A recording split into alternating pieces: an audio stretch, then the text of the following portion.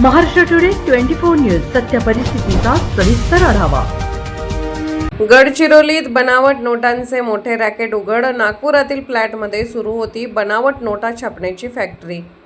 2 सख्या भावांसह 4 आरोपी अटकेत। गडचिरोली जिल्ह्यात बँक ऑफ महाराष्ट्रच्या ATM मध्ये जमा करण्यात आलेल्या संशयित नोटांच्या प्रकरणातून बनावट नोटांच्या मोठ्या रॅकेटचा पर्दाफाश झाला आहे।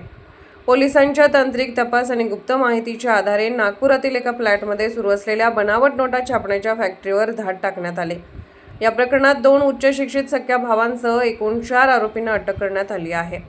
मिळालेल्या माहितीनुसार बँक ऑफ महाराष्ट्रच्या ATM मध्ये जमा करण्यात आलेल्या काही नोटांवर संशय आल्याने पोलिसांनी तपास सुरू केला होता। तपासादरम्यान तांत्रिक पुरावे आणि गुप्त माहितीच्या आधारे नागपुरातील एका फ्लॅटवर छापा टाकण्यात आला। यावेळी पोलिसांनी मोठ्या प्रमाणात बनावट नोटा, उच्च दर्जाचे प्रिंटर, विशेष प्रकारचा कागद तसेच नोटा छापण्यासाठी वापरले जाणारे साहित्य जप्त केले। प्राथमिक तपासात आरोपी मागील काही काळापासून बनावट नोटांची छपाई करून त्या बाजारात चलनात आणण्याचा कट रचत असल्याचे समोर आले आहे।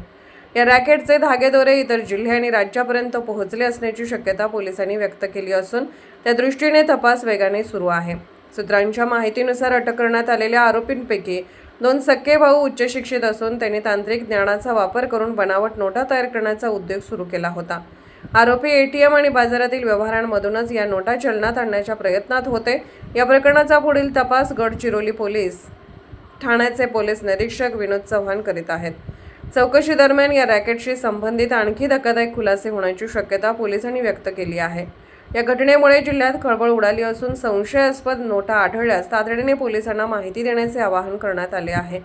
महाराष्ट्र टुडे मराठीसाठी ब्युरो रिपोर्ट गडचिरोली। आजच महाराष्ट्र टुडे 24 न्यूजला सबस्क्राइब करा आणि सत्य परिस्थितीचा सविस्तर आढावा पहा।